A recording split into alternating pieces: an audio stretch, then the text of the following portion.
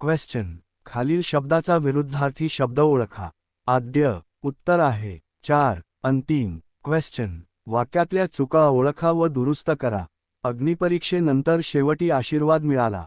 उत्तर आहे 3. अग्निपरीक्षेनंतर शेवटी आशीर्वाद मिळाला. क्वेश्चन. दिलेल्या वाक्यातील चुका ओळखून त्या दुरुस्त करा.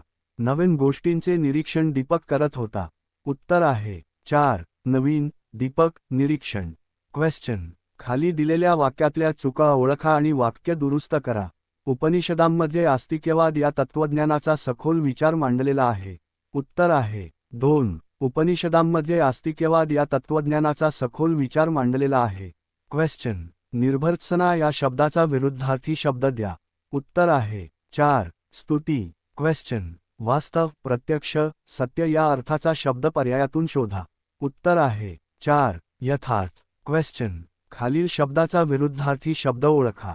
उदार. उत्तर आहे 3. अनुदार. क्वेश्चन. स्वतः मेल्याशिवाय स्वर्ग दिसत नाही. या वाक्यात आलेल्या सर्वनामाचा प्रकार सांगा. उत्तर आहे 4. आत्मवाचक सर्वनाम. क्वेश्चन. सुबत्ता या शब्दाचा विरुद्धार्थी शब्द शोधा.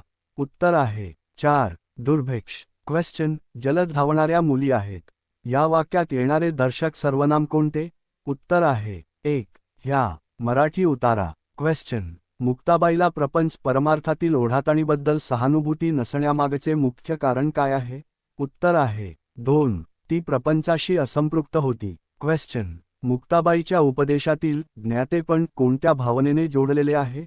उत्तर आहे 3. अभिमान व अहंकाराने. क्वेश्चन. मुक्ताबाईच्या अभंगांचे मुख्य वैशिष्ट्य कोणते आहे? उत्तर आहे 1. लेखनाचे स्वरूप उपदेशपर आणि पर्यायाने प्रबोधनात्मक आहे.